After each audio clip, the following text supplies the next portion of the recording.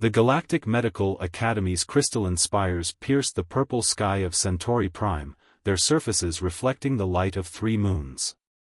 Inside the prestigious institution's advanced xenomedicine wing, 3 senior students waited nervously for their first encounter with the Academy's newest instructor, a human. Rhinax, an arthropodian from the Proxima system, clicked his mandibles anxiously as he adjusted his neural interface. His carapace, usually a calm blue, had taken on a worried purple hue. Beside him, Vela, a gaseous being from the Nebula Collective, swirled in her containment field, her usually orderly vapor patterns showing signs of agitation. The third student, Thex, a crystalline entity from the Silicon Worlds, remained perfectly still, though tiny fractures of anticipation spread across their surface. "I heard they let them operate without quantum stabilizers," Vela whispered, her gases condensing slightly with concern. "They just cut into people with metal tools." "Impossible," Thex resonated, their crystalline form vibrating with skepticism. "No advanced civilization would allow such barbaric practices." Their discussion was interrupted by the arrival of Dr. Samira Hassan, the human instructor whose reputation had preceded her across 17 star systems. She moved with a confidence that seemed at odds with her species' obvious biological limitations: no exoskeleton, no energy form, just soft tissue and brittle bones. "Welcome to emergency medicine and battlefield surgery," Dr. Hassan announced, her dark eyes scanning the room. "I'm here to teach you something that might save your patients' lives when all your advanced technology fails. And trust me," she smiled, "it will fail." The alien students exchanged uncertain glances. Their entire medical education had been built around perfect sterility, quantum-precise instruments, and optimal conditions. The concept of practicing medicine without these basics seemed not just primitive, but dangerous. Dr. Hassan activated the classroom's holographic system, projecting a series of images that made several students recoil. They showed human medical procedures from various periods in Earth's history, from ancient trepanation to modern emergency surgery. "Your species developed interstellar travel before you mastered internal medicine," Rhinax observed, his antennae twitching in confusion. "That seems inefficient." "On the contrary," Dr. Hassan replied, pulling up more images, "we mastered keeping people alive under the worst possible conditions. That's why the Galactic Medical Council brought me here. Because when everything goes wrong, when you're trapped on a failing ship, or stranded on a hostile planet, or dealing with a mass casualty event, you need to know how to save lives with whatever you have at hand." She gestured to a series of medical dummies arranged around the room, each representing different species from across the galaxy. "Today, we're going to start with something basic: emergency cardiovascular support without technology. Or as we call it on Earth, CPR. But the cellular damage Vela began to protest. "Is less important than preventing death," Dr. Hassan interrupted. "Sometimes, keeping someone alive means accepting imperfect outcomes. Medicine isn't always about achieving optimal results, sometimes it's about making impossible choices in impossible situations." The room fell silent as this concept settled in. It went against everything they'd been taught about modern medicine, yet there was an undeniable logic to it. "Rhinax, you're up first," Dr. Hassan called, motioning to an arthropodian medical dummy. "Your patient has no pulse, no neural activity, and your quantum stabilizer is broken. What do you do?" Rhinax approached the dummy, his carapace shifting through shades of uncertainty. "Without a stabilizer, I don't know." "Then I'll teach you," Dr. Hassan said, her voice gentle but firm. "Watch carefully. These techniques were developed over centuries of human trial and error. They're not pretty, they're not perfect, but they work. And sometimes, that's all that matters." As she demonstrated the proper technique for arthropodian chest compressions, the students found themselves drawn in despite their initial skepticism.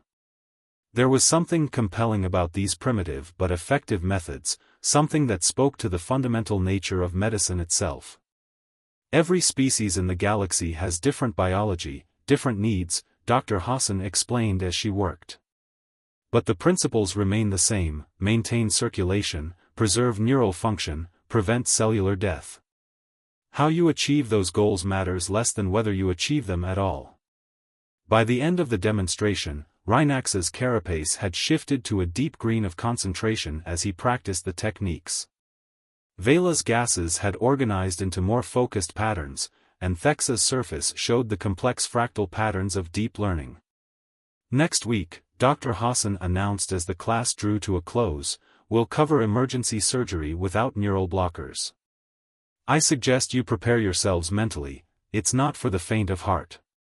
As the students filed out, they found themselves discussing not the barbarism of human medicine, but its surprising practicality.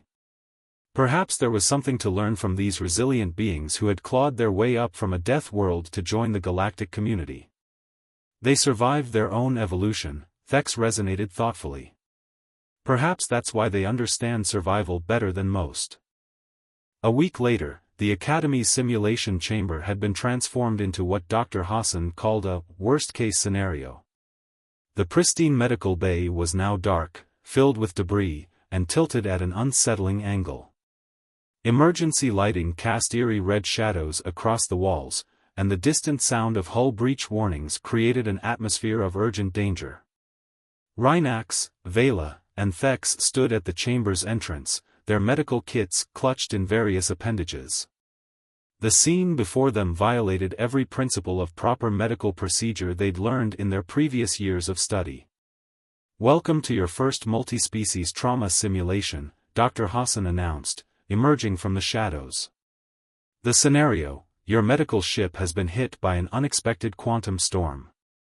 Power is minimal, most of your advanced equipment is fried, and you have multiple casualties of different species requiring immediate attention." She gestured to several highly sophisticated medical dummies scattered throughout the chamber. Each one represented a different species, and their bioreadings showed various states of critical injury. "But the environmental controls aren't properly calibrated," Vela swirled anxiously, her gaseous form condensing with worry. "The atmospheric composition alone could cause cellular degradation in half these species." "Welcome to emergency medicine," Dr. Hassan replied with a grim smile. "Sometimes you have to choose between slower cellular degradation or immediate death. Your priority is keeping them alive long enough to reach proper medical facilities." The simulation began without warning. The chamber's artificial gravity fluctuated, sending loose equipment sliding across the floor. The first dummy, representing a silicon-based life form similar to Thex, began displaying signs of severe structural fracturing. "Multiple crystalline matrix failures," Thex resonated, rushing to the patient. "Without a molecular stabilizer dash." "Use what you have," Dr. Hassan interrupted. "Remember last week's lesson about pressure distribution and emergency bonding." Thex hesitated for just a moment before reaching into their medical kit and pulling out a roll of what humans called duct tape, a primitive but versatile adhesive strip. With precise movements, they began applying the tape in a pattern that distributed pressure across the dummy's fracturing surface. Meanwhile, Rhinax faced his own challenge, an aquatic species experiencing rapid fluid loss.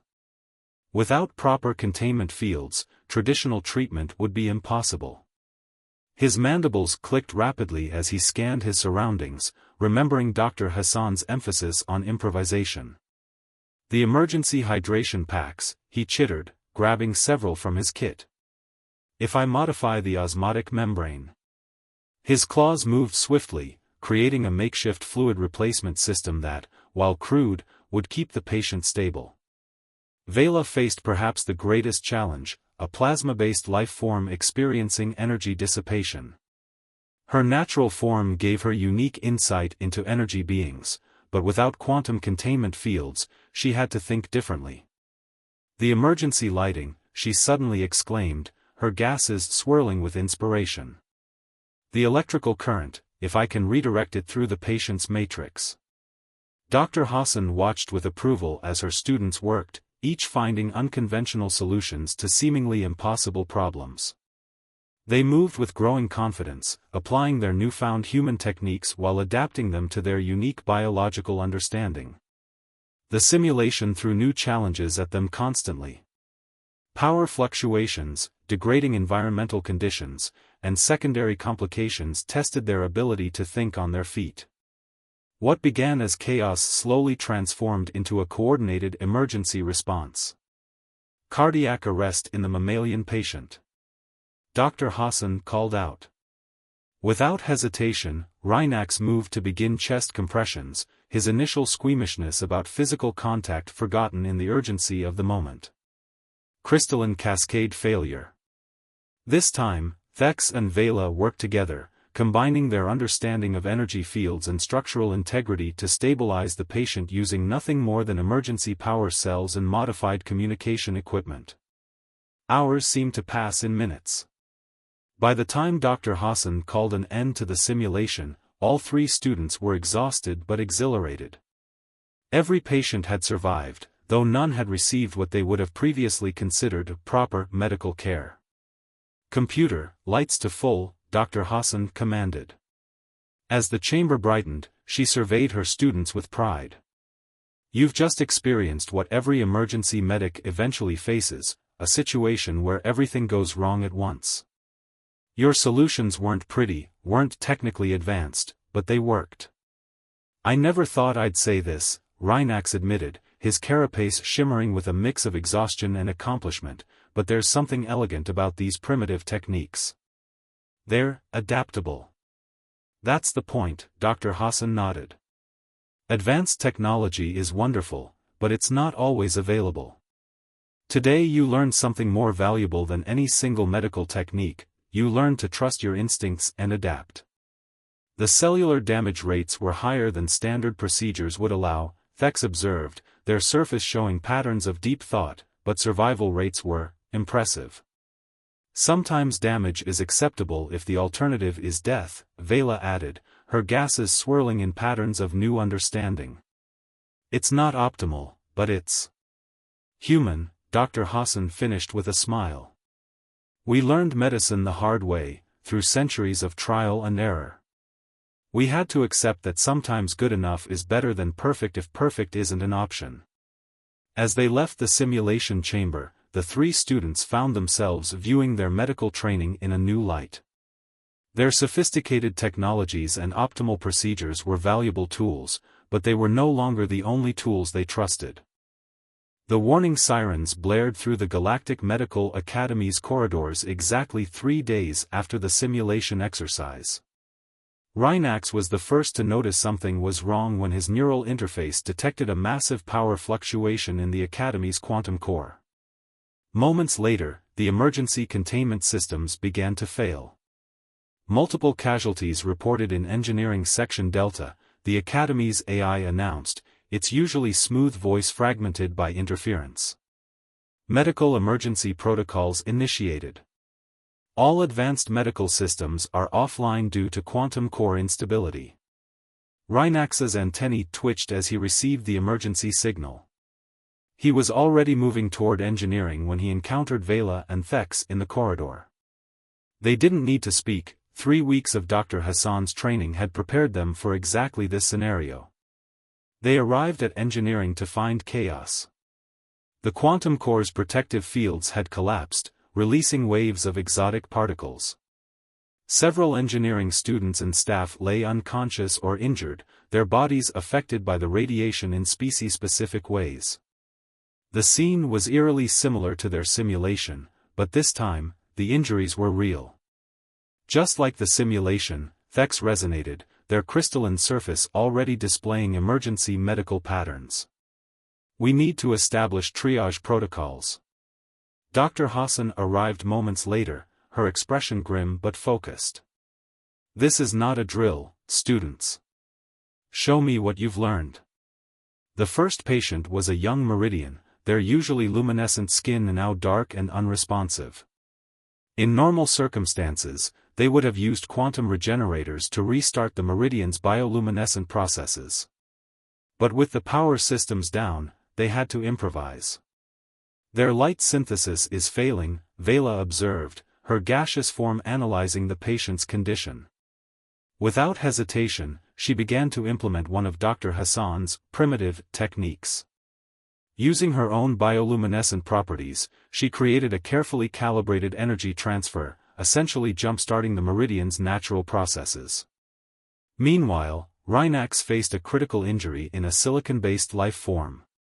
The radiation had caused severe crystalline fracturing, similar to their simulation but far more severe. Working quickly, he applied emergency bonding techniques using modified engineering sealant and pressure distribution strips, a combination of human ingenuity and xenobiological knowledge. The most challenging case fell to Thex, a plasma-based entity experiencing severe energy dissipation. Drawing on their simulation experience, they quickly rigged a makeshift containment field using emergency power cells and modified communication equipment. The technique was crude by galactic standards, but it was keeping the patient alive. Quantum radiation levels are still rising, Dr. Hassan warned, moving between patients with practiced efficiency. We need to stabilize and evacuate. The next hours became a blur of activity. More casualties arrived as the radiation spread through nearby sections. Each patient presented unique challenges that required combining their traditional medical knowledge with human emergency techniques. What amazed them most was how effectively these primitive methods worked across different species. Rhinax found himself performing emergency cardiovascular support on a mammalian patient using a technique that would have horrified him just weeks ago. Vela adapted human pressure bandages to work with gaseous life forms, creating containment fields out of simple materials. Thex discovered that human splinting techniques could be modified to support crystalline matrix regeneration. The crisis reached its peak when a secondary explosion rocked the facility. A wave of quantum feedback threatened to overwhelm their makeshift medical station. In that moment, their training truly paid off. Working as one, they implemented emergency protocols that would have seemed impossible weeks ago, moving patients, maintaining vital functions without technology, and adapting to rapidly changing conditions. Hours later, as the emergency response teams finally restored power and brought in advanced medical equipment, Dr. Hassan gathered her students. They were exhausted, their various physiologies showing signs of strain, but there was also a new confidence in their bearing. 27 patients, she announced, her voice filled with pride. 27 different species, all alive thanks to your quick thinking and willingness to adapt. This is why we learn these techniques. Technology can fail, but knowledge and skill never do. Rhinax's carapace had taken on the deep blue of profound realization. We didn't just keep them alive, he chittered softly. We prevented serious complications. The techniques worked better than I ever imagined possible. The cellular damage rates were within acceptable parameters, Thex added, their surface showing patterns of amazement. Even without quantum stabilization. Vela swirled thoughtfully. We've been so focused on perfect conditions, perfect procedures. But medicine isn't about perfection, it's about saving lives. Dr. Hassan smiled. Now you're thinking like emergency physicians. Sometimes the best solution isn't the most advanced one, it's the one that works right now, with what you have. As the crisis subsided and regular medical services resumed, the three students found themselves changed. They had crossed a threshold, moving from theoretical knowledge to practical wisdom. Their understanding of medicine had expanded beyond the rigid confines of their traditional training. The Academy's quantum core would be repaired, the advanced medical systems would come back online, but something more significant had been accomplished. In facing a real crisis with limited resources, they had proven that the combination of advanced knowledge and primitive techniques could achieve remarkable results. News of the quantum core incident spread quickly through the galactic medical community. While the Academy's administration praised the successful emergency response, not everyone was pleased with the methods used. Each of our three students soon found themselves facing resistance from their respective medical societies. Rhinax stood before the Arthropodian Medical Council, his carapace shifting between defensive reds and determined blues as he presented holographic records of the emergency response.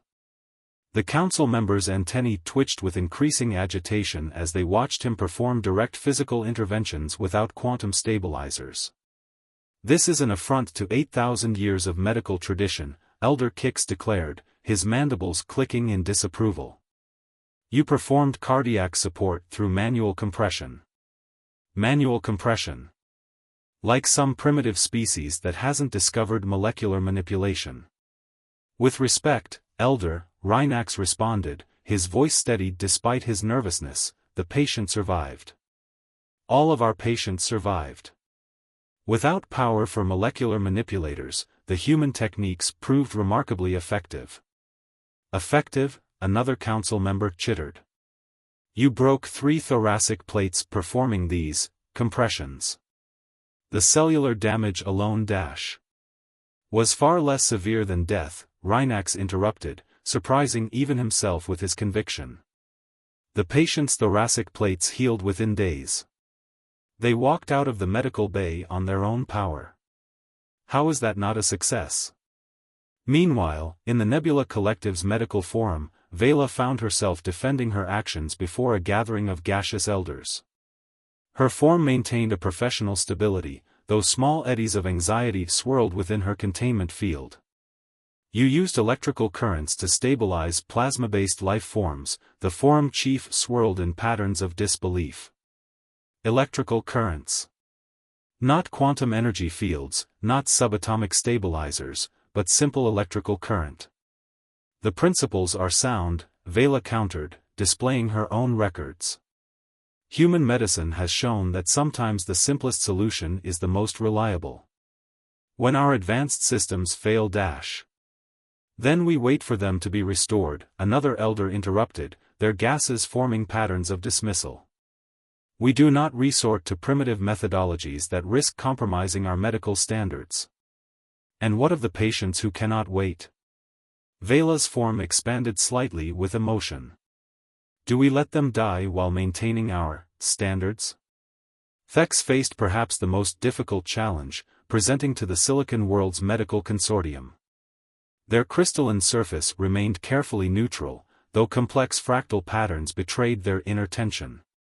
"You used adhesive materials to prevent crystalline cascade failure," the head resonator's tone vibrated with incredulity. "Common mechanical bonding agents. On a silicon-based life form. The emergency sealants, combined with pressure distribution techniques, prevented further fracturing until proper treatment could be administered," Thex responded, their surface displaying data patterns. "The patient's crystal matrix showed no signs of degradation or impurity after proper treatment was restored." "That is not the point," another consortium member vibrated harshly. "These human methods are crude, imprecise. They risk contamination, imperfect healing patterns They risk less than death," Thex resonated firmly. "Our traditional methods are excellent, but they are useless without power, without equipment. Should we simply accept failure when our technology fails us?" Back at the academy, Dr. Hassan received her own share of criticism from various medical authorities. She sat in her office, reviewing the incoming complaints with a slight smile, when her 3 students arrived for their regular class. "I heard about your presentations," she said as they entered. "Apparently, you've managed to offend just about every major medical institution in the sector." "They don't understand," Rhinax's carapace shifted to frustrated purple. "They're so focused on perfect procedures that they've forgotten our primary duty, saving lives." "Change is never easy," Dr. Hassan replied, standing to face her students. "Especially in medicine. Every major advancement in human medical history faced resistance. Did you know that when humans first suggested washing hands before surgery, they were ridiculed by the medical establishment? How did you overcome such resistance?" Vela swirled curiously. "By proving our methods work. By saving lives when traditional methods failed. By being stubborn," Dr. Hassan smiled. Very, very stubborn. The data supports our position, Thex resonated. The survival rates during the quantum core incident are impossible to ignore, Dr. Hassan finished. Which is why, despite all the complaints, the Academy has just approved an expanded emergency medicine program. Sometimes the best way to change minds is to show results. The three students absorbed this news, each in their own way. They had chosen a difficult path, challenging centuries of medical tradition. But they had also seen firsthand how combining advanced knowledge with practical, adaptable techniques could save lives. 5 years after the quantum core incident, the Galactic Medical Academy's main auditorium was filled to capacity. Representatives from every major medical institution in known space had gathered for what many were calling the most significant medical conference in centuries. On stage, Dr. Hassan stood beside her former students, now respected physicians in their own right. Rhinax, his carapace gleaming with professional confidence, activated the holographic display. Above the audience, a three-dimensional image appeared showing a new type of medical facility, one that seamlessly integrated advanced technology with adaptable emergency techniques. The Universal Emergency Response Protocol, he announced, his voice carrying clearly through the auditorium, represents the first comprehensive integration of traditional galactic medicine with human emergency techniques. Over the past 5 years, we've refined and adapted these methods for every known species. Vela moved forward, her gaseous form displaying complex patterns of expertise as she took over the presentation. Our survival rates in crisis situations have increased by 300%. By combining quantum stabilizers with modified human emergency techniques, we've created hybrid procedures that work even when our primary systems fail. The audience murmured as data streamed across the holographic display. The statistics were impossible to ignore: dramatically improved survival rates, faster recovery times, and better outcomes in emergency situations across all species. Thex's crystalline surface sparkled under the auditorium lights as they added, perhaps most significantly, we've discovered that many human techniques can be enhanced by our advanced technology, creating new procedures that are both more effective and more reliable than either approach alone. Dr. Hassan watched with pride as her former students presented case after case, demonstrating how the combination of human adaptability and alien technology had revolutionized emergency medicine.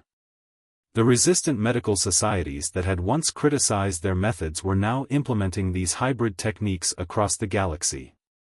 The Arthropodian Medical Council has officially adopted manual emergency techniques as part of our standard training, a council member announced from the audience, their antennae waving in patterns of approval.